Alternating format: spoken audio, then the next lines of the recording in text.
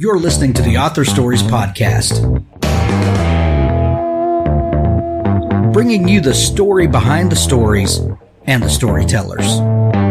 Margaret White, Terry Brooks, Sheena Kamal, Matthew Quick, J.T. Ellison, Walt D. Williams, Brad Thor, Corey Doctorow, Brandon Sanderson, Robin Mott, Ernest Klein, Jim Butcher, Charlene Harris.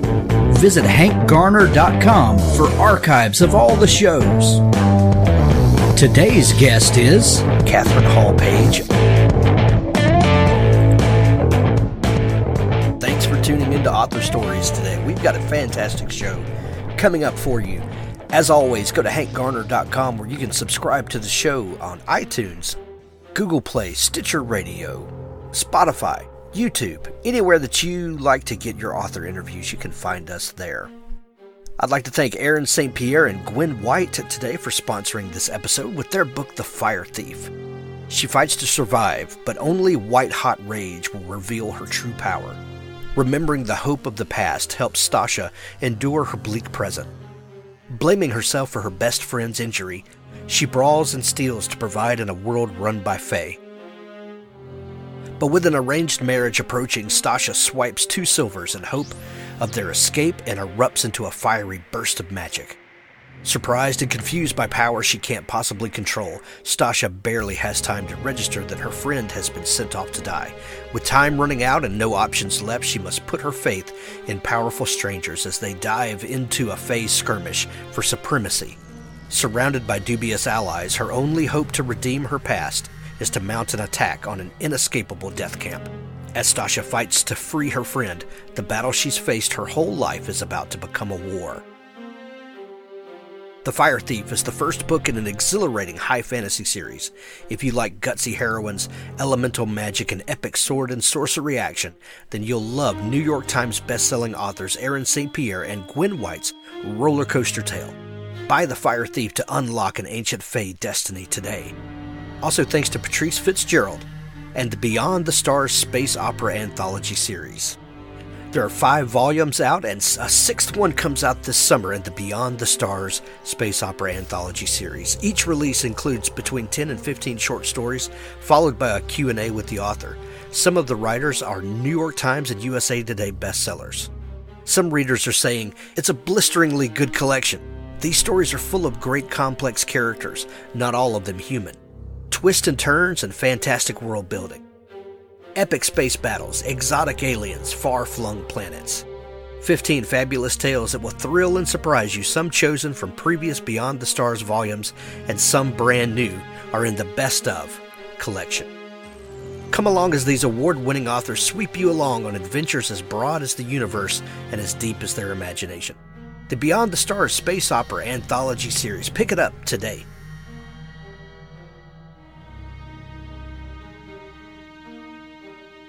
Well, thanks for joining me again for the Author Stories Podcast, where I bring you the story behind the stories and the storytellers.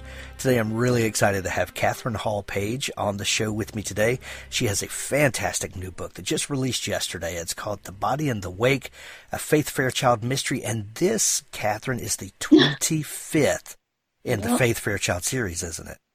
Yes, which is rather astonishing to me because when I wrote the first book, The Body in the Belfry, that came out in 1990, I certainly I didn't even know it was going to be a series. My then editor, Ruth Cavan, asked my agent, when can we expect the next book in Katherine's series? And oh, wow, a second book, great. So here we are. All these years later, and a silver anniversary, and it's very exciting. What an amazing accomplishment! And I know we have so much to talk about faith and your journey. But before we do, we begin each show with the same question, and that question is: what is your first memory of wanting to be a writer or storyteller? Actually, I know the answer to that because I was thinking about it the other day. I have a younger sister. She's 3 years younger. And on long car trips, when we were little, I used to tell her stories. And good friends of my parents who were actually, one was an artist and the other was a photographer, and and so they one time heard me. We were on their way to their house. I guess I was still telling the story, and they heard me telling this, and they said, you really should write these down." And so and my mother did save it, and I was not one of these precocious people. I will be on panels and somebody will say, "Yes, I wrote my first novel, when I was 10," and complete. But there is this little book that I must have been probably about 8 or 9, and it's called Tales I Told My Sister, and they seem to be mostly about bunnies and things like that. But yeah, so and it is true that I always just thought that to be a writer would be the most extraordinary thing. I love that. I think a lot of if you are the kind of reader that most writers are, you kind of have that secret desire. Sure. And so I take it you were a big reader when you were younger. What sorts of books and stories really captured your imagination? Well, I really read everything, and I still read everything: fiction, nonfiction, back of milk cartons. It's kind of, I get nervous if I don't have something on me to read if I'm stuck someplace. But certainly growing up, the town I grew up in Livingston, New Jersey, also home of my friend Harlan Coben. He's younger, but same high school.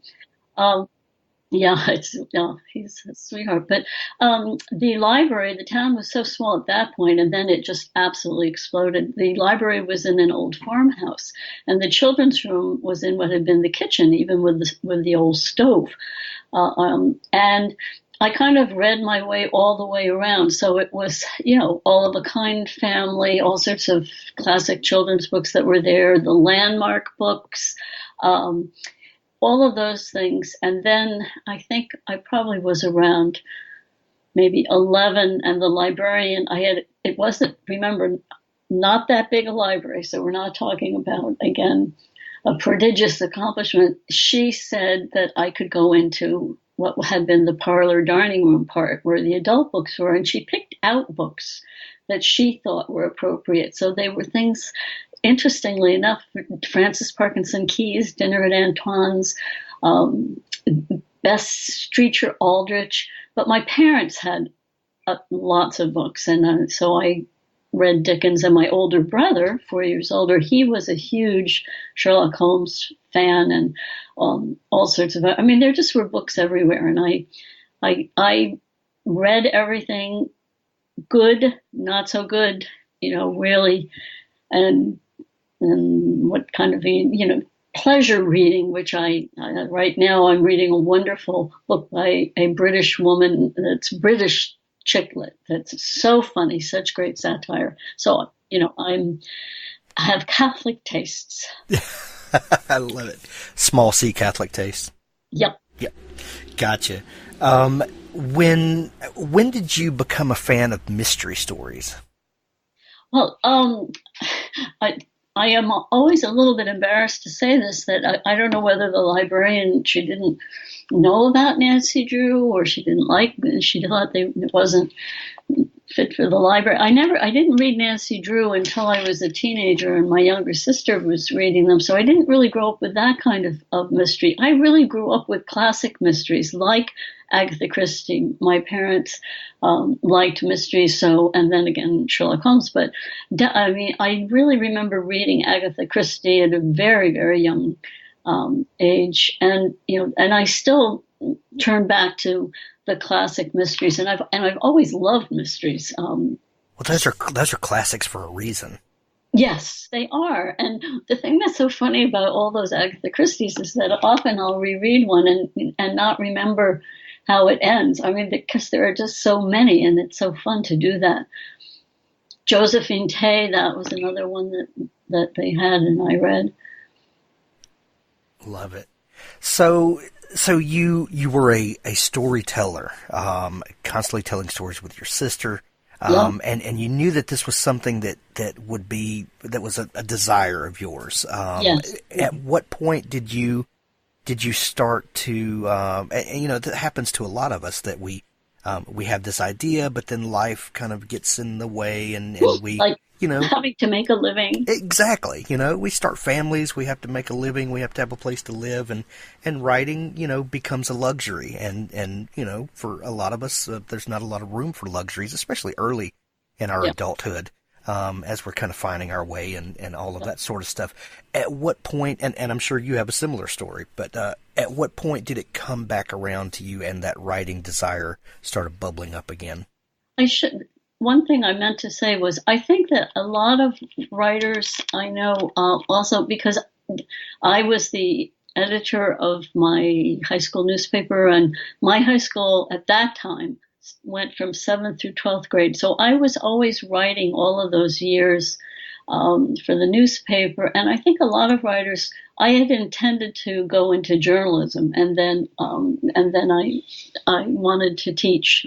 That became clear at that particular time in my life. You know, it was when books like Death at an Early Age were coming out, and people became very passionate about the calling of teaching, and that's how I ended up doing that. And I taught high school, and I was the director of a program for adolescents with special, more emotional problems, chronic truancy, substance abuse, and so forth. So, you know, there was that whole incredibly fulfilling career.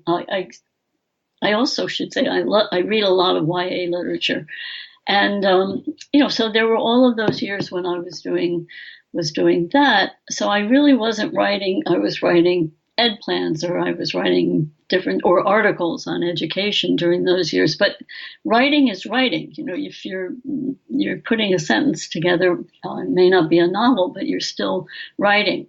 And so then my husband had never taken a sabbatical. He's a professor now. He's retired at MIT, and so he had the opportunity to go to Lyon, France, and work with some colleagues there. So he took a sabbatical, and I had just finished. I had taken time off to do my doctoral work at the Harvard Ed School, which had to do with how we can use YA novels to look at adolescent behavior. So I had just finished that, again, a writing project.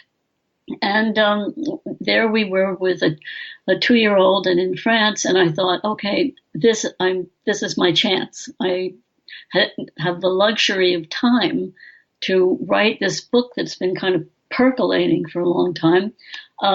French friends loaned me an old Underwood typewriter, like from the front page, you know, the manual typewriter. And so I wrote The Body in the Belfry that year we were in France. And then, again, not realizing what was involved in marketing or selling or anything. Again, remember, this is like, by now we're in the late 1980s. I thought, well, you know, it would be nice to sell this and pay off those student loans. And I did see something. Initially, I wanted to write YA, and so I was a member of the Society for Children's Book Writers and Illustrators, and I saw a query from an agent looking for manuscripts, and so I asked her if she'd be interested in an adult novel that was a mystery, and she said sure. Sent it to her. She loved it. She sold it right away to the legendary editor Ruth Cavan at St. Martin's Press, and it really, you know, life doesn't always happen that way. However, you know, still having to make a living, I gave myself a certain amount of time because, I mean, my husband obviously was working, and the good old health insurance through him, since I wasn't teaching. You know, I was able, by the end of maybe the 4th book, to justify being a full-time writer and not taking a job. Now I've published my first one when I was 40, so I'm already up there, and so this, you know, it's been an absolutely extraordinary second career for me. That is so amazing. I love the stories of. I love how everyone's journey is different. Everyone comes to to it at a different time and place, and it's always right when it's needed. It seems like. Absolutely. Yeah. I could be with my son, and it really was special. It's amazing. So, we mentioned earlier that this is the 25th in the Faith Fairchild mystery series, and that when you wrote that first book, that you were not even thinking about a series character. How did Faith come to you? What was her story to you? Well, her story and the whole book. Well, I like to read mysteries. I mean, there's nothing remotely funny about murder, the most heinous crime that can be committed against another human being. But I like to read mysteries that had some that were funny in some way too, who had some sense of humor in them, and also this sounds odd, but I liked mysteries with food in them. I'm thinking in particular of like Who's Killing the Great Chefs of Europe, Rick Stout, of course, the classic, and Virginia Rich, who was a New England writer and the first person to put recipes in the books. They were on the end papers of the books in the beginning. And, so there was evolving these elements and, of course, a puzzle. I mean, Agatha Christie set the bar. I wanted a really good puzzle with a traditional amateur sleuth. So almost like a recipe, I began taking all of these bits and pieces, and I thought, well, okay, I grew up not too far from New York City in northern New Jersey. I thought, well, okay, what if I put this woman in Manhattan, and she is a confirmed New Yorker, but then she falls in love with this New England minister who she's catered the wedding. He's changed out of his garb, so she doesn't realize that what she's getting into, and it's what the French call a coup de foudre, this lightning bolt, love at first sight, and she ends up in this suburb west of Boston, and really chafing at this enormous change. No more Bloomingdale's and Balducci's and all of these things, and New England boiled dinners and eating at 5 or whatever. So she just began to come all of a piece, and she's the daughter and granddaughter of clergy, so she knows what a fishbowl existence that is, and that's where some of the humor came into play. I also made her in that she's got a baby Benjamin in a snuggly in the first book when she discovers the stillborn body of a parishioner in the belfry. I didn't know that you weren't supposed to put kids in mysteries, and there's good reasons for it. She can't just run off and pursue a hot lead and leave the kid.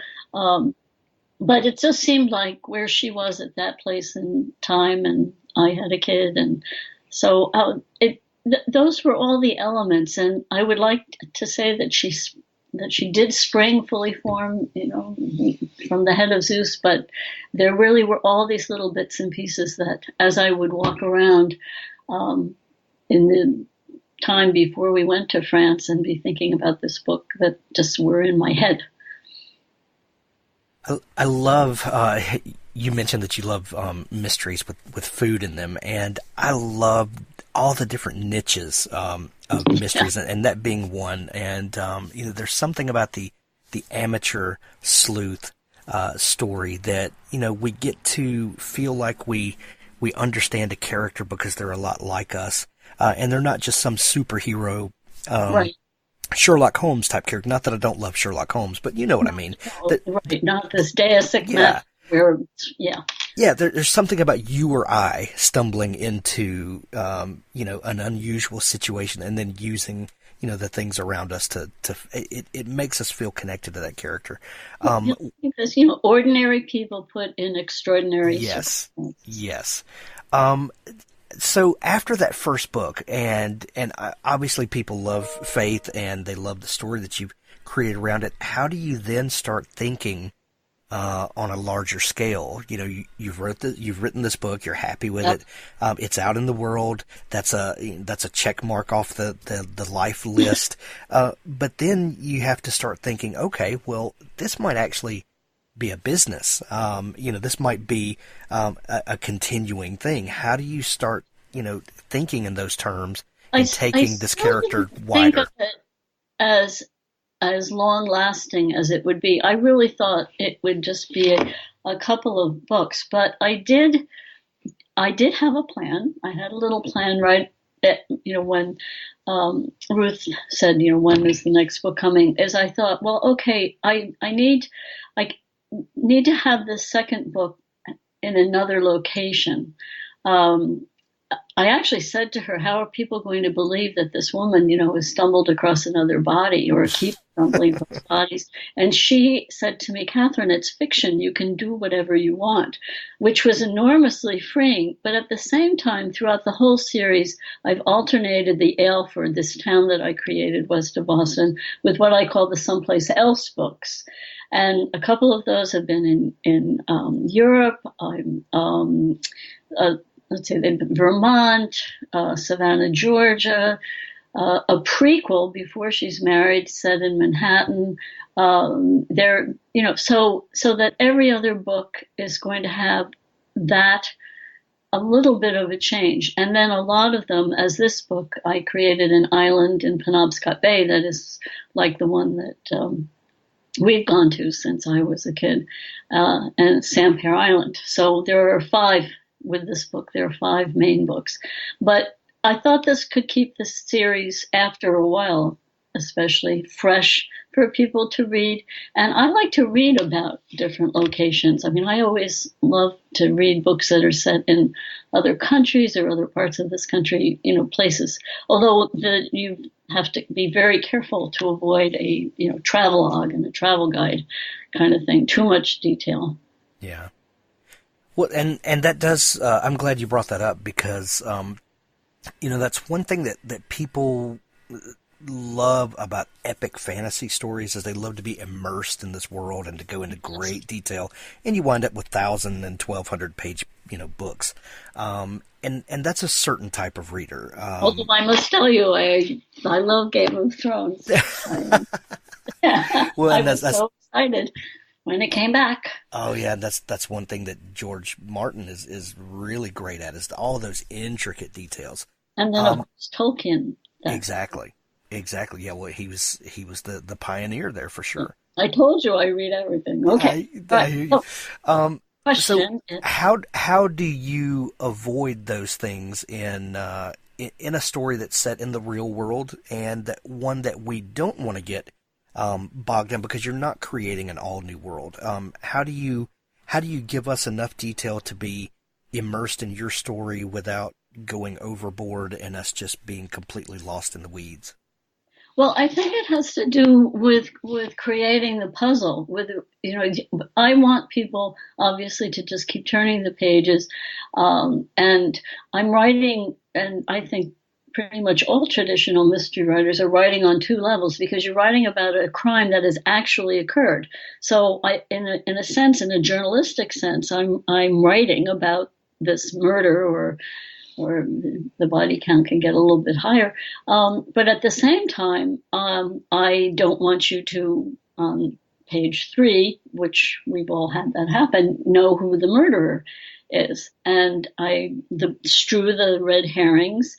But I have to play fair with the reader. You can't just suddenly have somebody appear in the last chapter, and again, that's happened, who really hasn't played much of a role in the book itself. So, in a sense, I am, with these parallel tracks, or however you want to think about them, I'm doing that. I am also creating in each book, and each book can be read as a standalone book.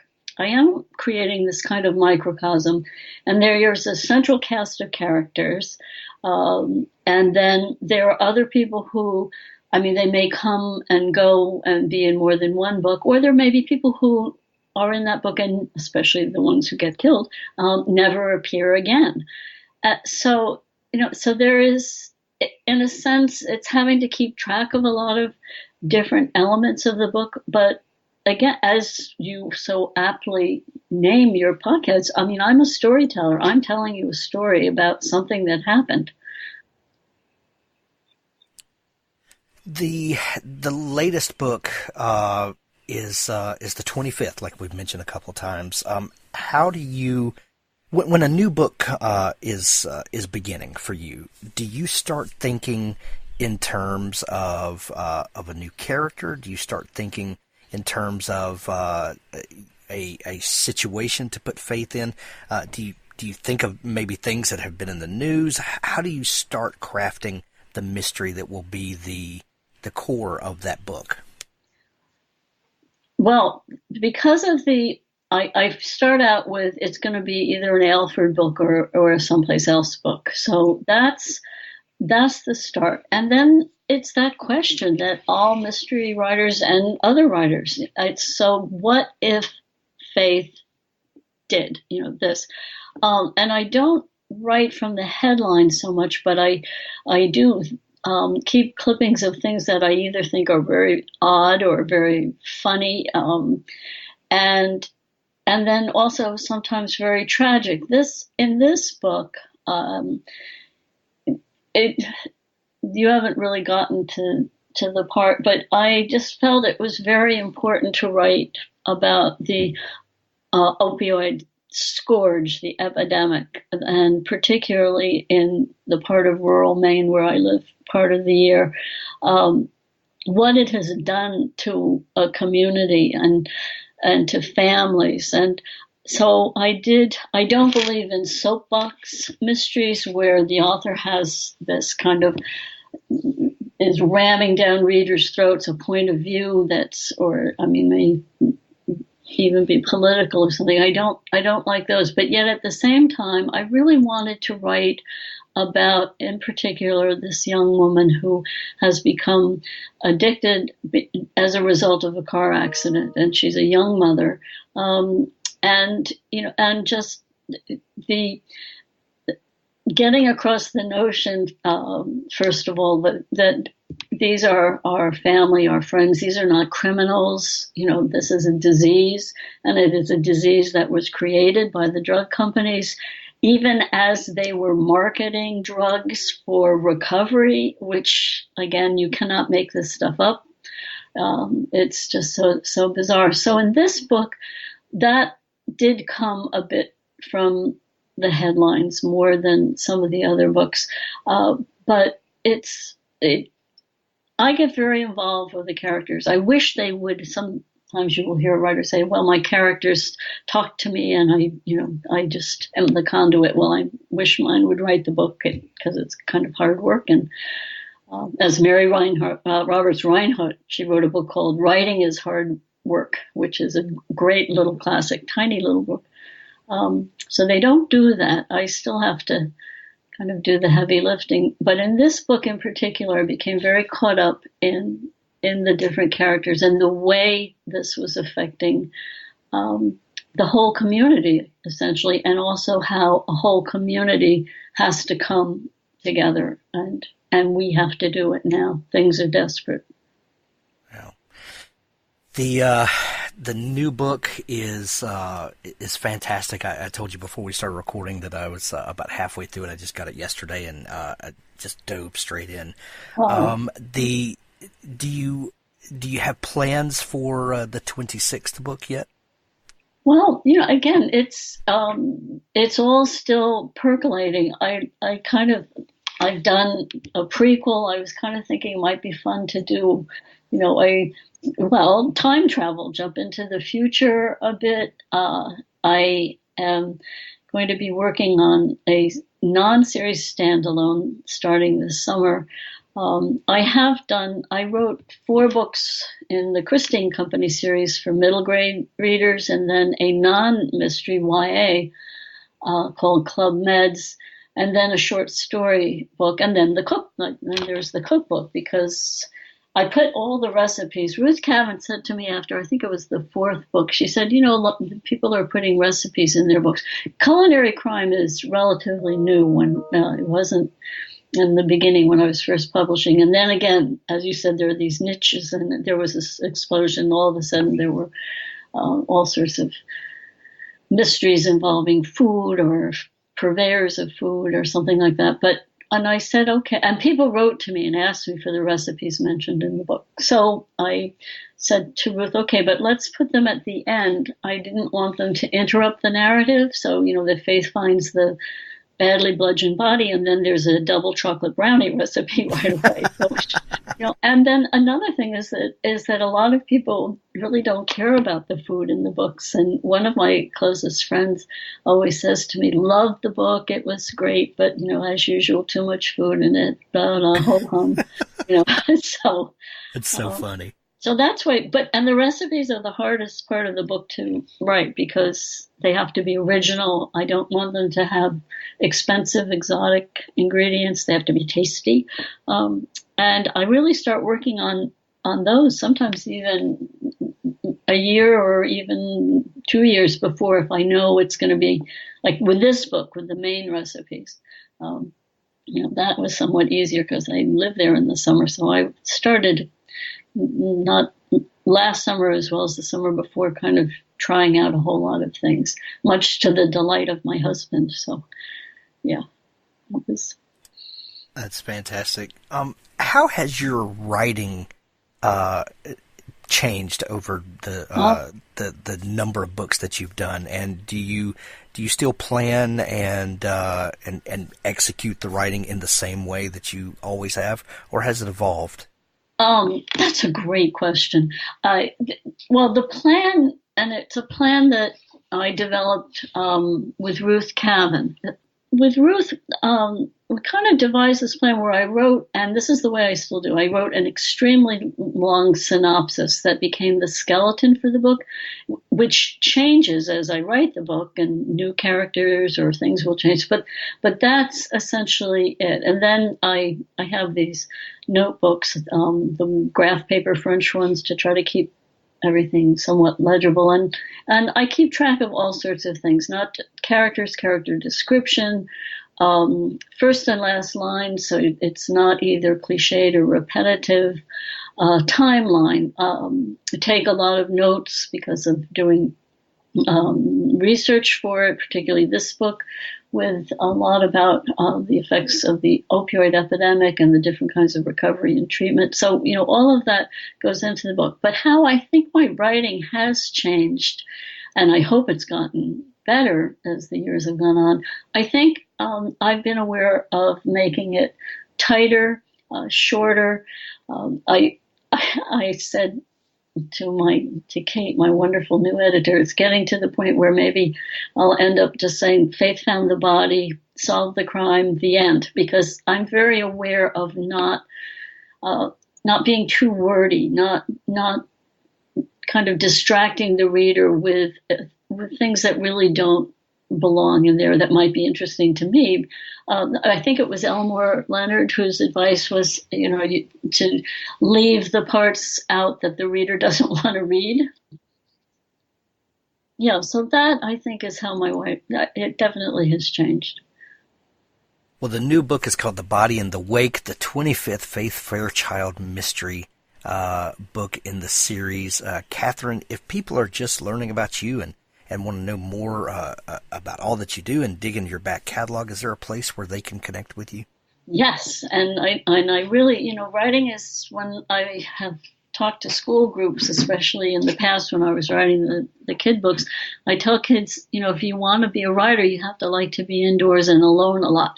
So I really love to hear from people and like to go out to libraries and other things and actually meet them. But you can contact me and you can read more about me on www.Katherine, Katherine hyphen Hall, Hall hyphen Page, PAGE.org. And on that contact page, you can write as long as you want. And then if you are on Facebook, I am on Facebook, and you can get in touch with me that way. Excellent. Katherine, it's been so much fun talking with you. Congratulations on such a successful series and on the new book. We wish you continued success. Thank you so much for taking time to come on the show today. Hank, and I'm so glad to have discovered your podcast. This is great. Thank you, and congratulations to you. Well, thank you. Thanks for listening to the Author Stories podcast.